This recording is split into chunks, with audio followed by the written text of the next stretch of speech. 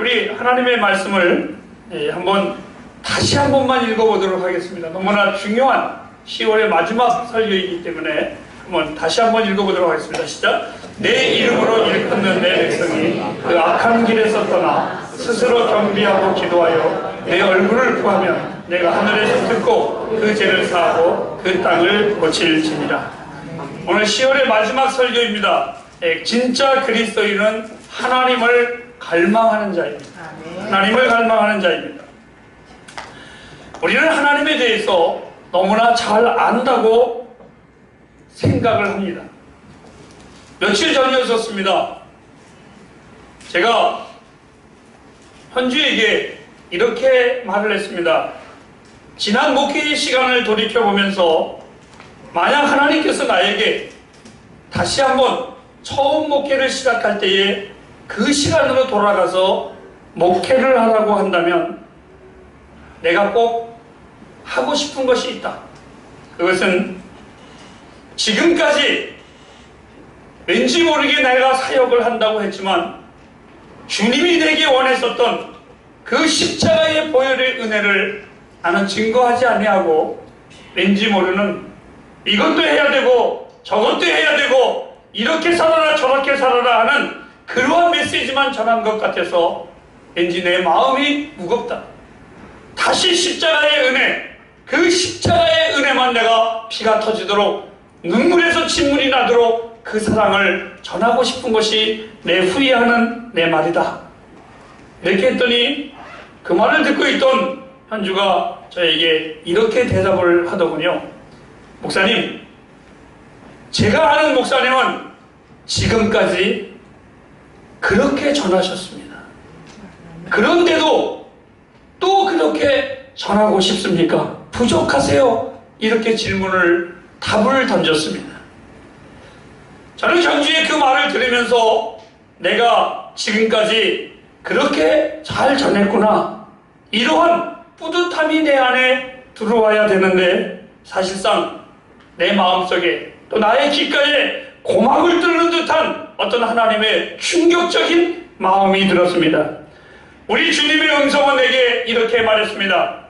내가 네게 묻고 싶은 것은 내 옆에 앉은 현주가 너를 어떻게 평가하든, 다른 사람이 내 설교를 들으면서 어떻게 평가하든 나는 너에게 이런 질문을 던지고 싶다.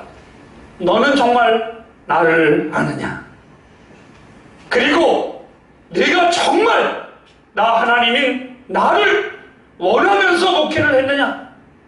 이런 질문이 내 마음을 때리기 시작을 했습니다.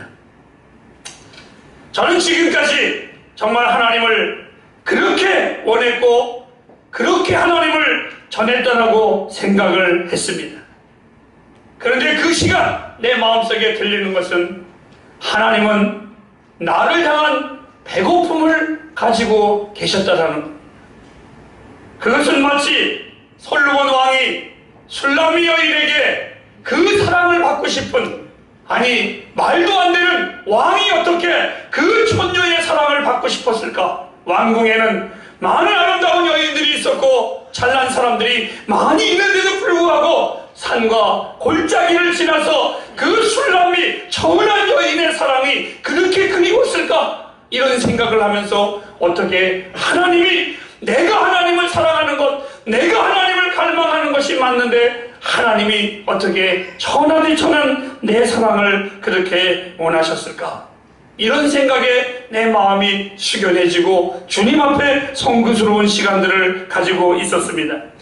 오늘날 많은 사람들이 교회에 대하여 비판을 내놓습니다.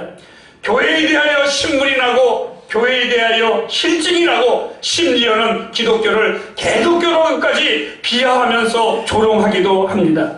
그런데 참 이상하지요. 그럼에도 불구하고 사람들은 교회에, 오늘 우리 임나기 선생님의 기도처럼 습관처럼 교회에 나옵니다. 진절머리가 났음에도 불구하고 그들이 교회에 오는 이유는 과연 무엇일까? 그것은 저는 이렇게 생각을 해봅니다. 하나님에 대하여 갈급함이 있다는 겁니다. 정확한 통계인지는 모르겠지만 한국에 무속인들에게 던져지는 헌금이라고 표현을 할게요.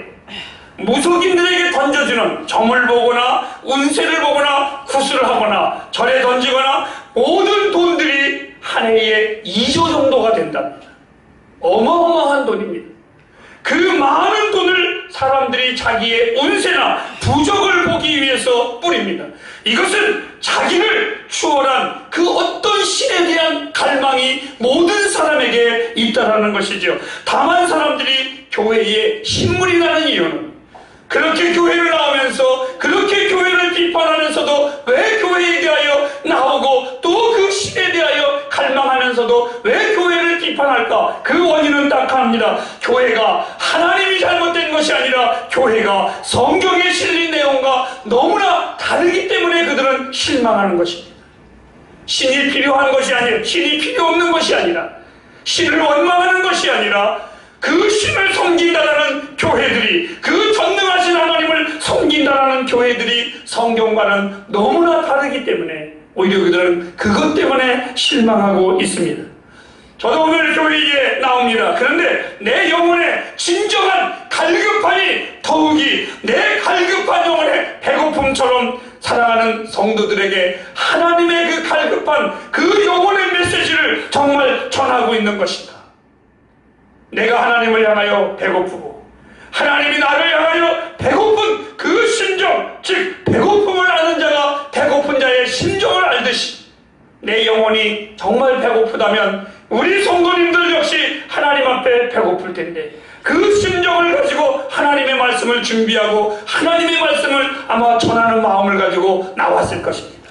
하지만 내 영혼이 하나님에 대하여 갈급하지 않는다면 우리 성도님들에 대한 갈급함은 전혀 생각하지 아니하고 그냥 내 멋대로 하나님의 의도와는 상관없이 이 말씀을 내 편한 위주로 전해버리고 말았을 것입니다.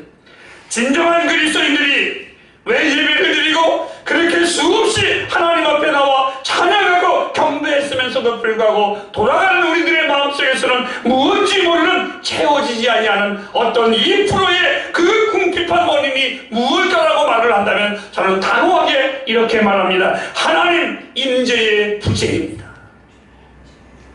찬양도 하고 기도도 하고 헌금도 하고 우리가 다 종교적인 행사를 했지만 진정한 주인이신 그 하나님의 임재를 우리가 경험하지 못할 때 우리는 허망한 마음을 가지고 돌아갈 수밖에 없습니다.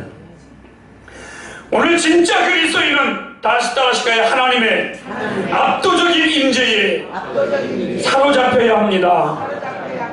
히브리서 8장 1절과 2절에 보면 제가 매우 좋아하는 말씀 중에 한 구절입니다. 그 가운데에 히브리서 기자는 하나님을 향하여 이렇게 표현했습니다. 하늘에서 지극히 크시니라는 표현을 했습니다. 하늘에서 지극히 크시니. 여러분이 오늘 예배하는 경배의 대상이 그냥 어떤 신들 중에 한 신, 아니 어떤 신들 중에 인격이 조금 낮고, 아니 어떤 신들 중에 그래도 하나님이 조금은 그런 하나님이 아니라 이 하나님은 타에 불과할 수 없는, 어떤 것도 비교할 수 없는 지극히 크시니, 이것이 바로 우리 신앙의 기초요 초석이라는 걸 잊지 마시기를 바랍니다. 하나님이 지극히 크신이심을 여러분은 믿습니까? 어리석은 신앙은 우리는 버려야만 합니다. 우리는 하나님을 나의 사고에 맞추면 안 됩니다. 우리의 모든 신앙이 마치 무속적인 사람들처럼 하나님을 자기에게 맞추고 자기의 말대로 하나님을 짓거리기도 합니다. 허나 여러분, 지극히 크신 이가 어찌 작고 작은 우리에게 맞춰줄 수 있을까요? 가장 좋은 신앙은 우리가 그분의 심재 안에, 그분의 임재 안에 거하는 것입니다. 오늘 성경은 이렇게 말했습니다. 지극히 크신 이가 우리에게 있다라는 것. 내가 믿는 하나님이 보통 하나님이 아니라 지극히 크신 하나님이심을 확신하시기를 바랍니다. 많은 사람들이 쓰는 용어 중에 노블레스 오블리주라는 말이 있습니다. 즉 귀족성을 가지고 있는 사람은 귀족성의 의무를 다해야 한다고. 사랑하는 여러분, 우리가 하나님이 그 크신 하나님을 믿는 백성이라면 우리는 하나님의 사람답게 살아야만 합니다. 이 교회가 지극히 높으신 하나님의 교회라면 반드시 이 교회는 그러한 귀족성이 있어야만 합니다. 그러한 품위가 있어야만 합니다. 즉 하나님의 임재하심으로 가득해야만 합니다. 하나님은 우리와 이 교회를 이 땅에 세우시고 보내시면 정치나 하고 시사 논평이나 하고 사람들에게 값싼 복음이나 전하고 복이야기를 하라고 하나님이 보내신 것은 아닙니다. 하나님이 나와 여러분을 부르신 것은 하늘의 보좌에 대하여 지극히 높으신 하나님을 증언하기 위해서 우리를 부르셨습니다. 성소에 그 크신 하나님의 임재하심이 충만함 같이 오늘 우리들의 마음속에 하나님을 갈망해야만 합니다. 그 하나님의 임재가 충만한 여러분의 삶이 되길 주님의 이름으로 축복합니다. 두 번째로 진짜 그리스도인은 따라하실까요? 하나님의 임재로 심령이 뜨거워져야 합니다.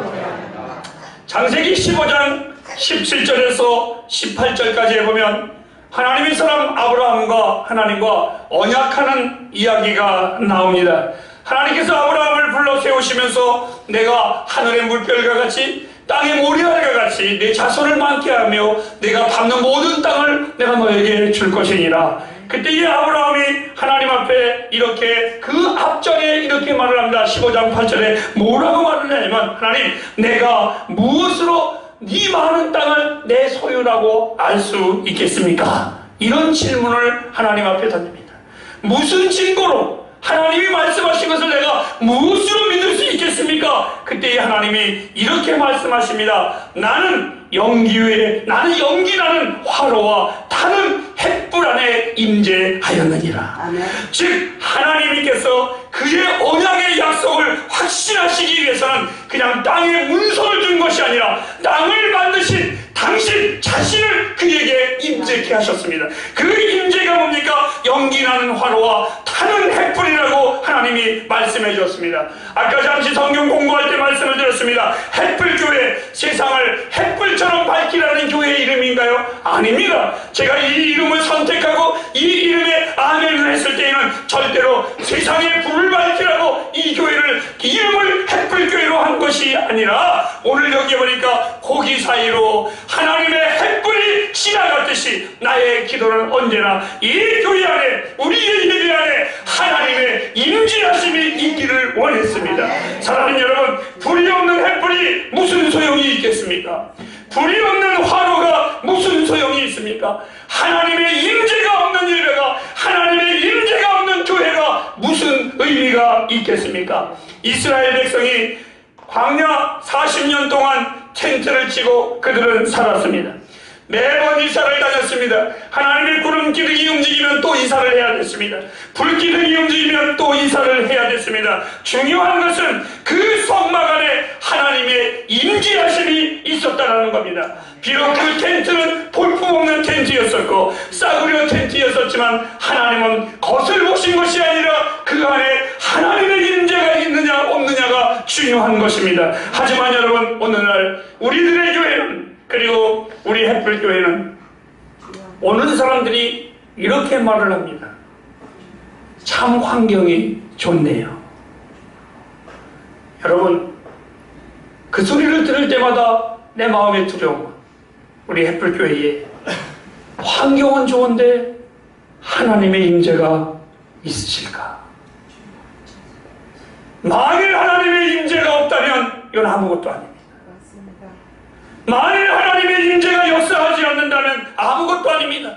저는 이렇게 단호하게 질문합니다. 오늘날의 교회들 얼마나 화려하고 얼마나 잘 지었습니까? 그런데 누가 주인입니까? 정말 하나님이 이곳에 계시면 우리는 뜨거워질 수밖에 없습니다. 난로가 있다면 그 난로를 인하여 주변이 따뜻해지듯이 하나님, 이 타는 햇불이 하나님, 이 불이 하나님이 이곳에 계시다면 우리는 뜨거워질 수밖에 없습니다. 이스라엘 백성들이 광야 40년 동안 불기둥과 구름등이 월요일부터 금요일까지만 임하고 토요일과 주일날은 임하지 않았다면 그들이 얼마나 불안했겠습니까? 하지만 여러분, 하나님의 임재하심은 그들이 계속 걸어갈 때마다, 그들이 살아있는 날 동안에 그 하나님의 임재는 계속했습니다. 햇불 가정 여러분, 두려워하지 마시기 바랍니다. 하나님의 임재는 여러분을 부르신 날부터 여러분의 인생의 끝날까지 계속해서 인도하심을 저는 믿습니다. 출애굽기 10장에 놀라운 일이 일어납니다. 모세가 그의 백성들을 향하여 기도할 때에 애굽 땅의 모든 것은 다 캄캄했지만 이스라엘 자손들의 집에는 점점 밝은 시작했습니다. 하나님을 믿는 여러분의 가정들은 언제나 여호와의 빛이 임할 줄로 믿습니다. 그 빛이 밝아지기를 저는 원합니다. 교회도 집도 여러분의 심령에도 그 영광의 빛, 그 하나님의 그 임재하심이 뜨겁게 있기를 주님의 이름으로 축복합니다. 진정 하나님과 그 영으로 뜨거워지도록 우리는 갈망해야만 합니다. 낙심한 제자가 주님을 만났을 때에 그의 심령이 뜨거워진 것처럼 오늘 나와 여러분들이 우리 주님 때문에 여러분의 심령이 뜨거워지기를 바랍니다. 그 주님 때문에 우리 교회가 날마다 불타오르기를 바랍니다. 이 교회가 진정 하나님의 불로 임해야만 합니다. 끝으로 세 번째입니다. 진짜 그리스도인은 따라하실까요? 하나님과 친밀합니다. 친밀합니다. 하나님과 친밀해야만 합니다. 오늘 우리가 읽은 본문의 말씀은 이렇습니다. 하나님의 얼굴을 구하라고. 이것은 마치 이런 겁니다. 어린 손자가 할아버지의 무릎에 앉아서 할아버지의 얼굴을 건방지도록 자꾸 자기 쪽을 향하게 만집니다. 할아버지의 얼굴을 자꾸 흔듭니다. 그 이유는 오직 하나입니다. 할아버지, 나하고 친밀하자고, 나하고 친하자고. 사랑하는 해프가정 여러분, 우리가 구할 것은 무엇을 주는 하나님의 손이 아닙니다. 내 길을 인도하는 하나님의 발이 아니라 하나님의 얼굴을 구하시기를 바랍니다. 그 하나님을 구하면 하나님의 손도 하나님의 발도 다 내게 향할 수밖에 없습니다. 우리의 신앙에 가장 갈망해야 하는 것은 하나님의 도우심이 아니라 하나님과 친밀하시기를 바랍니다. 하나님과 친하지 않은 자가 구한들 무엇을 얻을 수 있겠습니까? 그러나 하나님과 친밀한 자는 하나님이 그에게 모든 것을 더하시게 되어 있습니다. 우리는 얼마나 하나님과 친밀할까를 나 자신을 살펴야 합니다. 나는 하나님과 얼마나 친밀할까? 나와 하나님과는 어떤 관계일까? 그 관계를 통해서 내 삶에 어떠한 빈부가 차이가 난다는 걸 잊지 마시길 바랍니다. 하나님과 친밀한 만큼 하나님 앞에 부요할 것입니다. 하나님과 멀어질수록 그의 영혼은 빈곤해질 것입니다. 나와 여러분들이 얼마나 부요한가는 하나님과의 관계가 얼마나 친밀한가에 달려있다는 걸 잊지 마시기를 바랍니다. 신학적으로 교회는 전투하는 교회입니다. 세상의 것이 교회 안에 들어오는 것과 싸우는 것이 교회입니다. 구약의 선지자들은 이렇게 말했습니다. 성벽을 견고히 하라고, 즉 구별하라고. 선명한 구별이 교회 안에는 있어야만 합니다. 안타까운 것은 오늘날 많은 교회들이 기죽박죽이 되었습니다. 교회 아닌지 세상인지 세상인지 교회 아닌지 구별이 안 됩니다. 하나님은 절대로 세상의 것이 교회 안에 필요하지 않습니다. 세상의 방법이나 세상의 도움이 교회는 절대로 필요하지 않습니다. 한번 보실까요? 대표적인 예가 우리 주님이 성령으로 잉태하신 사건입니다. 우리 주님이 이 땅에 오신 것 혈통에 기초한 것이 아닙니다. 핏줄에 섞여서 탄생한 것이 아닙니다. 주님의 탄생은 사람의 생각과 사람의 방법과는 전혀 상관이 없습니다. 그처럼 교회는 하나님의 방법으로 세워져야만 합니다. 교회는 반드시 구별되어야만 합니다. 하나님께 속하지 않은 것 교회 밖에서 몰아내야 됩니다. 교회는 교회다워야 합니다. 성도는 성도다워야 합니다. 그리스도인은 그리스도인다워야만 합니다. 그리스도인으로 사시기를 바랍니다. 그리스도의 사람으로 여러분 나아가시기를 바랍니다. 그리스도의 사람으로 공부하시고 그리스도의 사람으로 사업하시고 그리스도의 사람으로 직장에서 일하시기를 바랍니다. 마치겠습니다. 진짜 그리스도인은 하나님과 친밀해야만 합니다. 이것이 축복이고 이것이 능력입니다. 만일 우리가 친밀하지 않으면 우리는 분명히 다른 것과 친밀할 것입니다. 내가 하나님과 친밀하지 않으면 분명히 하나님이 원하지 않는 저주받은 것들과 우리는 친밀해질 수밖에 없습니다. 그래서 진짜 그리스도인은 주님과 친밀한 겁니다. 햇불가정 여러분 간청합니다. 하나님의 얼굴을 구하십시오. 하나님과 친밀하십시오. 하나님을 갈망하십시오. 하나님과 화목하십시오. 이것이 우리의 힘입니다. 이사야 선지자는 40장 31절에 이렇게 말했습니다. 하나님을 갈망하는 자는 새 힘을 얻으리라. 하나님을 갈망하여 여러분의 생애가 강력한 축복의 사람들이 되기를 주님의 이름으로 축복합니다. 기도하겠습니다.